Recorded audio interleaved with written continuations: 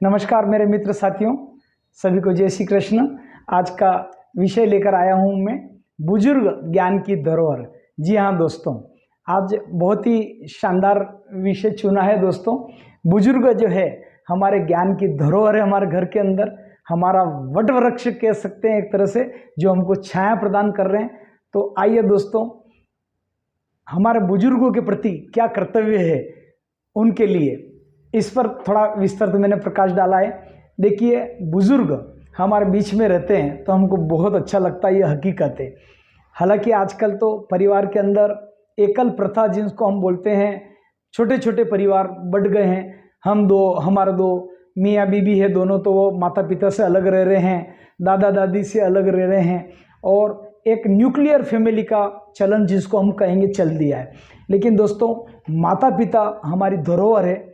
इनकी छाया में आप बैठोगे तो आपके अंदर वो चीज़ें मिल जाएगी जो लाखों रुपए आप खर्च करके ज्ञान प्राप्त नहीं कर पाओगे, वो चुटकियों में आपको ज्ञान दे देंगे। आप उनके पास बैठिए तो सही, बैठिए कुछ देर तो बैठिए माता पिता के पास। आप जब भी काम करके आएँ ऑफिस से, दुकान से, खेती से, तो पहले अपने माता पिता के पास थोड़ी देर बैठिए, उनसे दिन भर की शेयरिंग करिए, बात करिए। देखो आपको कितना आनंद आएगा। आगे बढ़ाते बात को, जब हमारे माता पिता का हम जन्मदिन हो तो आप थोड़ा सा माता पिता का अच्छे से जन्मदिन मनाओ। उनको कहीं गौशाला में ले जाओ, उनके हाथों से थोड़ा सा घास वगैरह डलाओ, देव दर्शन उनसे करवाओ। ऐसा नहीं कि खाली अपने लाइफ पार्टनर का ही, मतलब जो है युवा आज की तारीख में जन्मदिन मनाते हैं, माई लाइफ पार्टनर, मेरी अर्धांगिनी, मेरी सब कुछ, मेरी करिश्मा, मेरी अप्सरा, पता नहीं क्या क्या लिखते हैं आजकल के यंगस्टर्स। जैसे माता पिता घर में है ही नहीं, उनके भाई वगैरह, बहनें वगैरह, दूसरे तो कोई नहीं। ठीक है भैया, आपकी अर्धांगी है, मनाना चाहिए जन्मदिन, आप अच्छे से मनाओ, खुल के मनाओ। लेकिन कहीं कहीं कभी कभी माता पिता का भी तो मनाइए। माता पिता का उनकी शादी की सालगिरह हो तो उनसे दीप प्रज्वलन करो, घर में मिठाई बांटो, गरीबों में कहीं ले जाओ माता पिता को, उनके हाथ से एक एक पीस दो। देखो कितनी खुशी आएगी परिवार में। आप ये करके तो देखिए। कभी उनसे पूछें कि पापा मीनू आज आपकी पसंद का बनेगा, मम्मी मीनू आपकी पसंद का बनेगा आज खाना। आप देखो, अगर बारिश नहीं हो जाए अमृत की तो आप मुझे कहना। तो उनको आप करो दोस्तों, वो हमारे धर्म से जुड़े हुए हैं, और उनको धार्मिक स्थान की यात्रा कराओ।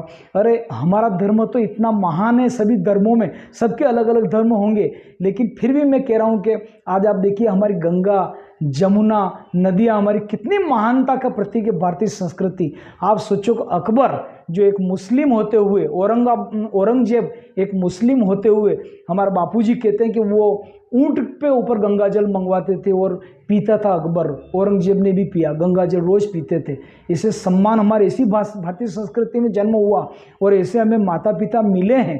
तो दोस्तों, उनको देव के दर्शन करें, तीर्थ स्थान पे उनको जगह जगह साथ में रह के करिए।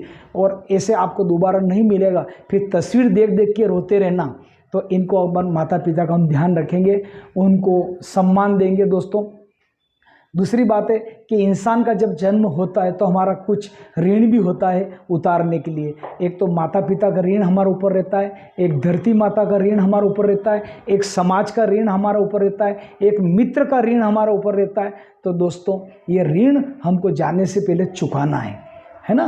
तो कुछ देर हमको बैठना है इनके पास। इनकी कोई समस्या हो तो आप हल करना। यदि अगर आपको कही हुई बात को ये बार बार रिपीट कर दें, क्योंकि किसी की उम्र 65 साल हो जाती, माता पिता की 70, 75, तो एक ही बात को 3 बार रिपीट कर दे तो भी बोलना जी बाबूजी कर देंगे, जी बाबूजी बोल देंगे। क्योंकि उनसे एक ही बात को 3 बार कह के हिस्सा चिल्लाना नहीं, आपको उम्र के हिसाब से शब्द रिपीट हो जाते हैं। तो उम्मीद है कि एक माता पिता का हम अच्छे से सम्मान करेंगे। कोई भी समस्या हो तो आप देखिए, हमारा माता पिता के पास भले ही इतने पैसे नहीं हो, लेकिन वो छाती ठपकार के बोलते हैं कि मैं बैठा हूँ ना, मैं बैठा हूँ ना। यानी ऐसा क्यों बोलते हैं? क्योंकि उससे हिम्मत आ जाती। भले हमारे पास किसी भी मुसीबत में हो तो माता पिता से दोस्तों हमको मतलब बड़ी शक्ति मिलती है। तो मेरे कहने का मतलब ये है कि माता पिता अनुभव का पिटारा है, उनका आप मतलब पूरा लाभ लीजिए। जो माता पिता है उनके अनुभव का पिटारा है, उनसे राय लीजिए, उनसे समस्या अपनी रखिए। तो आपका कल्याण नहीं हो जाए तो मुझे बताना, जहां कदम रखोगे वहां सफलता मिलेगी। दोस्तों, आज के लिए इतना ही। पुनः नए वीडियो के साथ मिलते हैं। मैं BL प्रजापति मोटिवेशनल स्पीकर, मेरा YouTube लिंक है BL प्रजापति मोटिवेशनल स्पीकर। इसको आप लाइक करें, सब्सक्राइब करें और शेयर करें।